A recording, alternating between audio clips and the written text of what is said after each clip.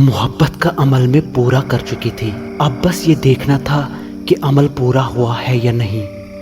मैं बहुत खुश थी, बिना रुकावट अमल करने में कामयाब हो गई थी। बस अब बेसब्री और शिद्दत से इसके इस्तेमाल का इंतज़ार था।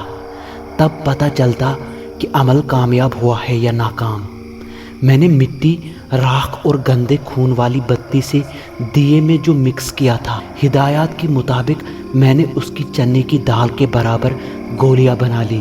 वो गोलियां तकरीबन 55 के करीब तादाद में बनी थी, जिन्हें सुखाने के बाद मैंने एक शीशी में डालकर संभाल लिया था। जादू में बुनियादी तौर पर 3 चीज़ें होती है: जंतर, मंतर और तंत्र। अक्सर लोगों ने इनका सुना होगा मगर फ़र्क नहीं जानते होंगे। जंतर बुनियादी तौर पर नक़ूश और तावीज़ लिखने का इल्म है। सिफली में हैज़ के खून, उल्लू के खून और ज़ाफ़रान वगैरह के साथ नक्श वगैरह लिखे जाते हैं, जिन्हें तावीज़ भी कहा जाता है। इसको करने के लिए कोई ना कोई मंत्र दरकार होता है। मंत्र वो इल्म होता है जिसमें मखसूस अल्फाज का चिल्ला किया जाता है। चिल्ला करने के बाद इस मंत्र की शक्ति, मुवक्कल या ताकत आपके ताबा हो जाती है, जिससे आप कोई भी काम ले सकते हैं। तंत्र अमली चीज़ों का इल्म है, जैसे उल्लू या बकरे के दिल पर अमल किया जाता है, या जैसे मैंने मुर्दे की राख, चील के पाँव की मिट्टी और नापाक खून से बनी बत्ती से अमल किया था। इसके लिए भी मंत्र ज़रूरी होता है, यानी जंतर और तंत्र करने के लिए मंत्र की ज़रूरत पड़ती है, मगर मंत्र के लिए सिर्फ मंत्र पढ़ना काफ़ी होता है। आमिर को मैंने 7 दिन का कहा था, आज 5वां दिन था। 2 दिन बहुत मुश्किल से गुजारे मैं बार बार दरवाजे पर जाकर आमिर को देखती रही, मगर नज़र न आया। आखिर 7वां दिन आया। मैंने गली के बच्चे से शाम में 2 मीठे पान मंगवा लिए। आखिर रात हुई तो एक पान खोलकर वो अमल वाली गोली इसमें डालकर बंद कर लिया। मैं 8:45 ही छत पर कमरे में आ गई थी। आखिरकार 9 बजे आमिर नज़र आया। कमरे में आते ही वो मुझे बाहों में लेकर बेकाबू हो गया। मैंने कुछ देर बातों में लगाया, फिर पूछा, आमिर पान खाते हो? नहीं, बस कभी खा लिया तो खा लिया, आदत नहीं, उसने जवाब दिया। मैंने पान उठाया जिस पर निशान लगा था। मुझे बहुत पसंद है, मैंने मंगवाए थे, सोचा तुम्हारे साथ खाऊंगी। मुंह खोलो, ये लो। मैंने उसे गोली वाला पान खिला दिया। इसके बाद दूसरा पान खुद खाया। मेरा दिल धड़क रहा था कि असर होगा भी या नहीं, और ये भी समझ नहीं आ रहा था कि पता कैसे चलेगा। कलमी नुस्खों की किताब जिसमें से मैंने ये अमल लिया था, उसमें लिखा था कि ये जादू असरदार है। खिलाते ही अगला शख्स आपका गुलाम बन जाएगा और मोहब्बत में बेकाबू हो जाएगा।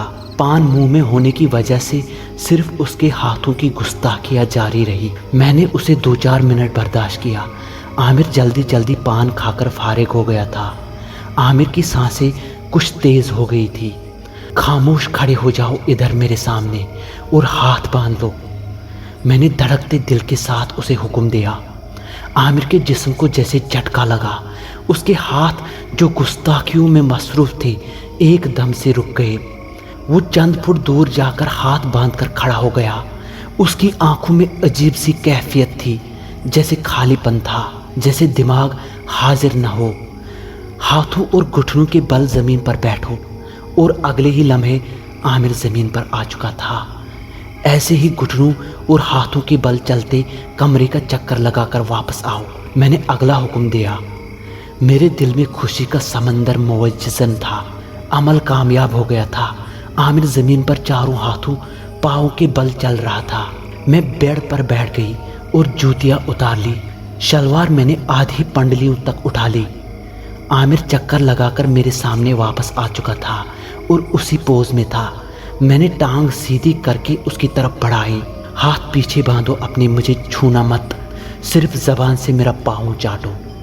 अगले ही लम्हे आमिर की ज़बान मेरा पाँव चाटने में मसरूफ़ थी और उसने हाथ पीछे बांधे हुए थे। आमिर की ज़बान मेरे पाँव की उंगलियों के दरमियान सरसरा रही थी और मैं लज्जत और नशे में डूब रही थी, मगर ताकत का नशा इससे बहुत बढ़कर था। मैं कामयाब हो गई थी। میں نے بہت سوچ سمجھ کر یہ عمل چنا تھا۔ مجھے سفلی کرنے کے لیے کسی مددگار کی ضرورت تھی، اور اس مددگار کو اپنے تابع کیے بنا، غلام بنائے بنا میں آگے نہیں بڑھ سکتی تھی، اور عامر اب میرا غلام تھا، میرا تابع، میرا مددگار۔ اگلا عمل ہنومان کروں، کالی دیوی یا کوئی اور؟ میں انہی سوچ میں گم تھی، اور عامر اوپر نیچے سے زبان نکال کر میرا پاؤں چاٹنے میں مصروف تھا۔ میں عجیب سی لذت اور سرشاری میں ڈوبی ہوئی تھی۔ عمل کی کامیابی کا نشہ مجھے مدہوش کر رہا تھا۔ یہی بیڈ کے پاس سیدھے لیٹ جاؤ زمین پر، میں اسے حکم دے کر اٹھ گئی۔ جہاں کتابیں اور قلمی نسخے وغیرہ چھپائے ہوئے تھے انہیں دیکھنے لگی۔ ایک کتاب مجھے تل شناسی پر نظر آئی، جسم پر موجود تلوں کا مطلب اور ان کے بارے میں معلومات تھی۔ مجھے انٹرسٹ محسوس ہوا۔ میں وہ کتاب اٹھا کر بیڈ پر لے آئی، بیڈ سے ٹانگیں نیچے لٹکا لی جہاں عامر سیدھا زمین پر لیٹا ہوا تھا۔ میں نے اپنا ایک پاؤں اس کے سینے پر رکھ دیا اور دوسرا چہرے پر۔ چاٹو اسے اوپر تک، اور عامر کی زبان نکل کر سرسرانے لگی اور میں کتاب میں گم ہو گئی۔ پراسرار علوم میں سے ایسٹرولوجی کی ایک شاخ تل شناسی بھی ہے، جس کی تاریخ بہت پرانی ہے۔ ان میں جسم پر تلوں کے مقام اور ان کی خصوصیات کے بارے میں لکھا تھا، جیسے رخسار پر تل خواہ کسی بھی طرف سے گال پر ہو، اس سے فطرت میں سنجیدگی، ذوق مطالعہ اور خاموش طبع کا پتہ چلتا ہے۔ ایسے لوگ عام طور پر کسی بھی کام میں انتہا پسند نہیں ہوتے، ہمیشہ درمیانہ راستہ اختیار کرتے ہیں۔ کان پر تل، بہت کم لوگ ایسے ہوتے ہیں جن کے کان پر تل موجود ہوتا ہے۔ جن لوگوں کے کان پر تل ہو تو مطلب یہ ہوتا ہے کہ ان کو توقعات سے بڑھ کر دولت ملے گی۔ ان میں دولت کی خواہش عام لوگوں سے زیادہ ہوتی ہے۔ آنکھ پر تل، آنکھ کا تل بتاتا ہے کہ خواہ آدمی میں کتنی ہی صلاحیت ہو، غربت اس کے تعاقب میں رہے گی۔ اگر تل آنکھ سے متصل گوشوں پر ہو تو ایک ایماندار، فرض شناس اور قابل اعتبار شخص کی نشاندہی کرتا ہے۔ کندھے پر تل، کندھے پر تل سفر کی خواہش ہے، بے چینی اور طبیعت کی اضطراری کیفیت کو ظاہر کرتا ہے۔ دائیں کندھے پر تل کا مطلب ہے کہ یہ لوگ محنتی اور رازداری سے کام کرتے ہیں، جبکہ بائیں جانب تل کی موجودگی قناعت پسندی کو ظاہر کرتی ہے۔ ہتھیلی پر تل، ہتھیلی پر موجود تل زندگی میں آنے والی مختلف رکاوٹوں کی نشاندہی کرتا ہے۔ پیروں پر تل، پیروں کے کسی بھی حصے کا تل یہ نشاندہی کرتا ہے کہ اس شخص کو جو کام بھی کرنا ہے اپنی مدد آپ کے تحت کرنا ہے۔ عام طور پر ایسے لوگوں کو ورثے میں کم ہی کچھ ملتا ہے۔ یہ لوگ خود اپنے آپ کو بناتے ہیں، انہیں سستی سے بچنا چاہیے۔ کافی دیر ہو چکی تھی، اب جانے کا وقت تھا۔ عامر کی آنکھوں میں خالی پن تھا، دماغ غیر حاضر، جیسے بالکل ہپنوٹائز کے معمول کی طرح ریئیکٹ کر رہا تھا۔ یہ خطرناک بات تھی جو سب کی نظر میں آ جاتی۔ آخر کار مجھے ایک طریقہ سوجا۔ عامر، تم یہاں سے جانے کے بعد سب کچھ بھول جاؤ گے اور نارمل رہو گے، صرف میری محبت یاد رکھو گے، اور ہر روز رات 9 بجے چھت پر آ جاؤ گے۔ جب میرے سامنے آؤ گے تو میرے غلام بن جاؤ گے۔ اب جاؤ۔ میں نے اسے طویل ہدایات دی، امید تھی کہ جیسا میں نے سوچا ویسا ہی ہوگا۔ عامر بنا کوئی چوں چرا کیے چلا گیا اور میں بھی نیچے کمرے میں آ گئی۔ میں سوتے ہوئے بھی سوچتی رہی اگلا عمل کون سا کروں گی، مگر فیصلہ نہیں کر پائی۔ انہی سوچوں میں سو گئی میں۔ اگلے دن میں ان کتابوں اور قلمی نسخوں میں تلاش کرتی رہی کہ کوئی عمل ملے۔ کالی دیوی، ہنومان، گنیش، ہمزاد سمیت بے شمار عمل تھے۔ مجھے سمجھ نہیں آ رہا تھا۔ اول تو ان میں کامیاب ہونا بہت مشکل تھا، ہو بھی جاتی تو ان سے کیا کام لیتی۔ میں نے زندگی عاملہ بن کر تو نہیں گزارنی تھی۔ آخر کار مجھے ایک عمل سوجا، اپنی روح کو جسم سے باہر نکالنے کا۔ یہ عمل مجھے مزیدار لگا۔ دنیا جہان میں گھومنا پھرنا، جو چاہے حاصل کر لے، مگر اس میں ایک قباحت تھی۔ اس کے لیے دم کی مشق کرنا لازمی تھا۔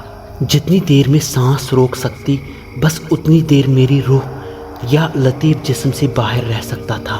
میں نے موبائل میں اسٹاپ واچ پر سانس روک کر چیک کیا، 49 سیکنڈ۔ मैं 49 सेकंड तक सांस रोक सकती थी। कुछ भी नहीं था ये वक्त। आखिर मैंने दम की कशिश करने का फैसला किया। आमिर को मैंने चंद दिन इस्तेमाल किया, फिर मेरा उससे दिल भर गया। मेरा सारा ध्यान अमलियात पर था। फिलहाल जो मैं कर रही थी उसके लिए आमिर की ज़रूरत नहीं थी। मैंने दम की मशक करना शुरू की। 1 महीने बाद मैं इस काबिल हो चुकी थी कि 2.5 मिनट सांस रोक सकूं। मैंने अब चिल्ला शुरू कर दिया। 7 दम की मशक जारी रखी। 40 दिन में चिल्ला मुकम्मल होता और तब तक मेरा सांस रोकने का वक्त और बढ़ चुका था। दिन गुजरते रहे, मैं चिल्ला भी करती रही और मशक भी।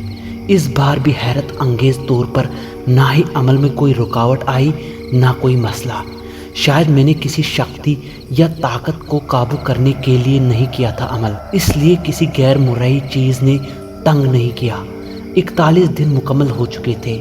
मेरा सांस रोकने का वक्त 4 मिनट 13 सेकंड हो चुका था। मेरा इरादा मशक करके कम से कम 10 मिनट तक ले जाने का था।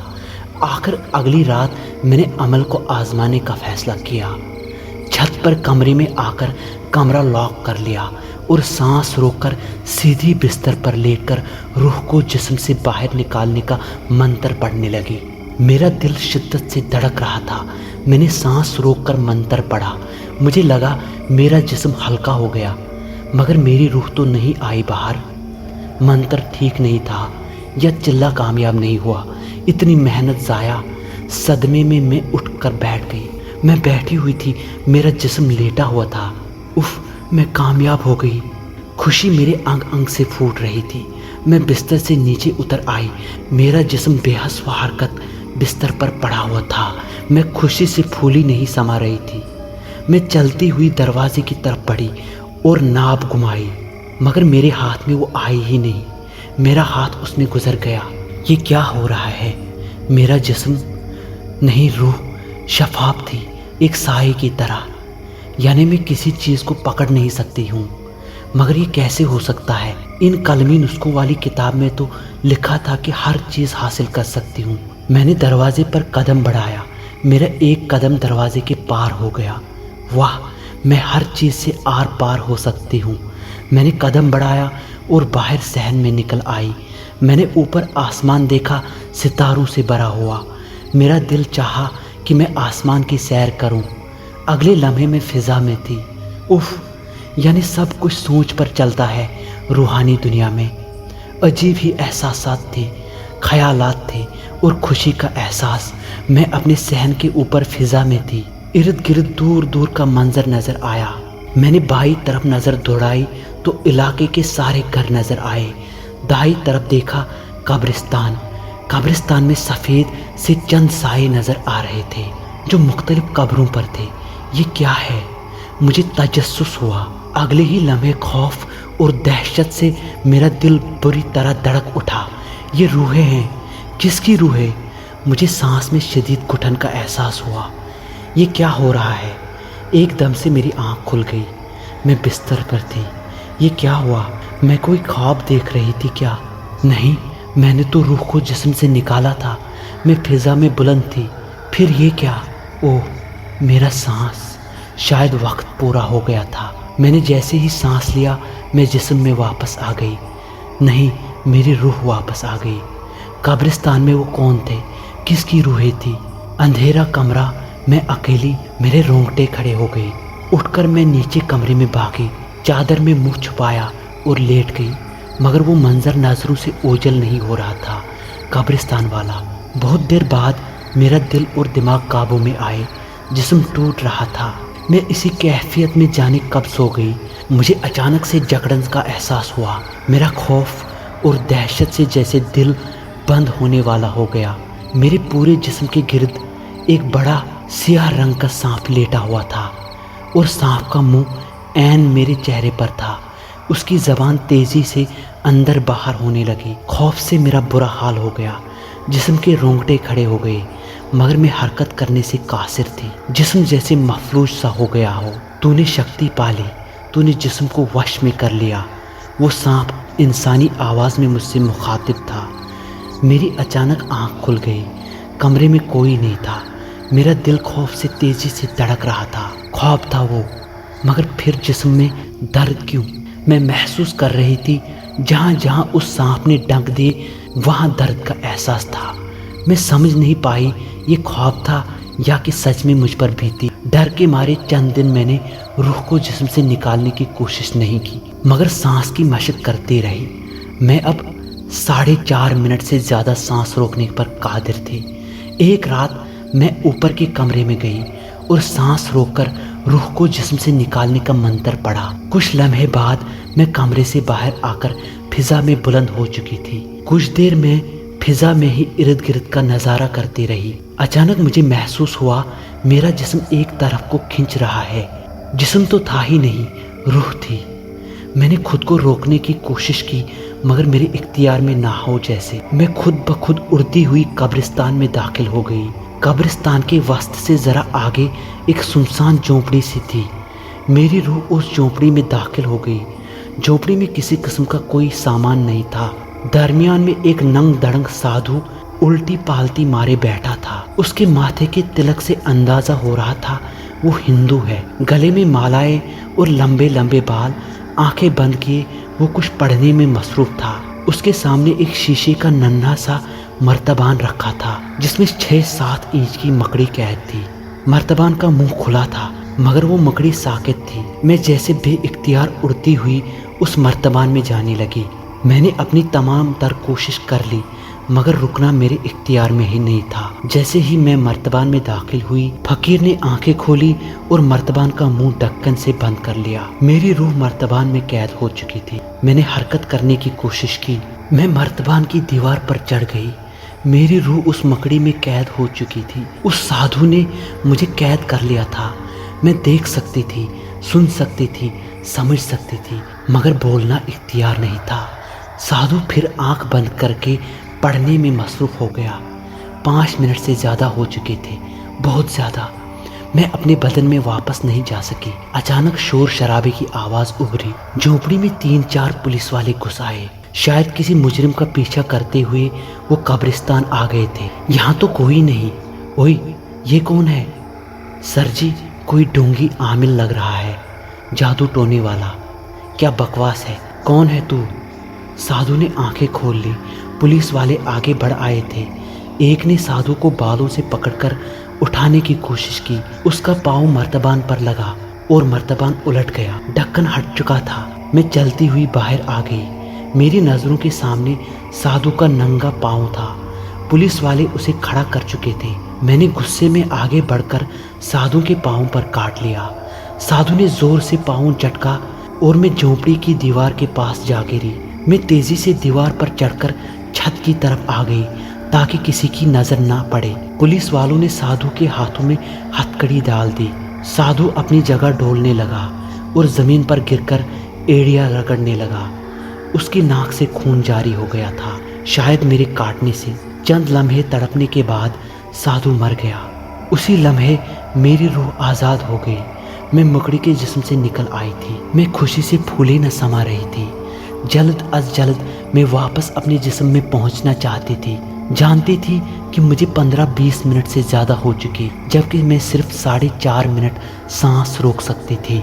جھونپڑی سے نکل کر میں جلد از جلد فضا میں بلند ہوئی اور اپنی چھت پر کمرے میں آ گئی مگر میں واپس نہیں جا پا رہی تھی بدن میں۔ میں نے سارے جتن کر لیے، ہر ممکن کوشش کر لی مگر ناکام رہی۔ میری روح سائے کی طرح تھی اور میں کسی بھی چیز کو چھونے یا پکڑنے پر قادر نہیں تھی۔ 1 گھنٹہ، 2 گھنٹے، غرض صبح ہوئی، میں جسم میں واپس نہیں جا سکی۔ اماں نماز کے وقت اٹھ کر اوپر آئی، دروازہ بجایا مگر کیسے کھولتی؟ بھائی آ گئے، آخر توڑ دیا دروازہ۔ مجھے ہلانے جلانے، چھینٹی مارنے سے لے کر سب کچھ کر لیا۔ میری سانس بند تھی اور جسم بے حس۔ اماں دھاڑیاں مار مار کر رونے لگی اور دل پر ہاتھ رکھ کر زمین پر گر پڑی۔ بھائی ان کو لے کر بھاگے لیکن وہ مر چکی تھی۔ میں چیختی چلاتی رہی مگر سب رائے گا گیا۔ مجھے دیکھنے اور سننے والا کوئی نہیں تھا۔ ہم دونوں موت کی آغوش میں چلے گئے تھے۔ میں اپنی امی اور خود کی لاش کے پیچھے پیچھے چلتی رہی۔ روتی رہی، گڑ گڑاتی رہی، مگر کوئی سننے والا نہ تھا۔ میرے ہر طرف لوگوں کی بھیڑ تھی، جنازہ تھا، مگر میں مردوں کی دنیا میں تھی۔ دن کے وقت ہی میرا اور اماں کا بدن مٹی میں اتار دیا گیا۔ میری ہر کوشش بے سود رہی، میں کچھ نہیں کر پائی۔ میرا چیخنا چلانا، روکنا رونا پیٹنا سننے اور دیکھنے والا کوئی نہیں تھا۔ برسوں گزر چکے ہیں آج، میں بس یہاں سے وہاں بھٹکتی رہتی ہوں۔ قبرستان گئی مگر کسی روح نے مجھ سے بات نہیں کی۔ میں سب کچھ کر چکی ہوں، میری روح کسی طرح نجات پائے، کسی اور بدن میں چلی جائے، میں روح کو مجسم کرنے پر قادر ہو سکوں، لیکن سب رائے گا، سب لا حاصل۔ سفلی جادو نے میرا سب کچھ چھین لیا، سب کچھ۔ اب شاید قیامت تک بھٹکنا میرا مقدر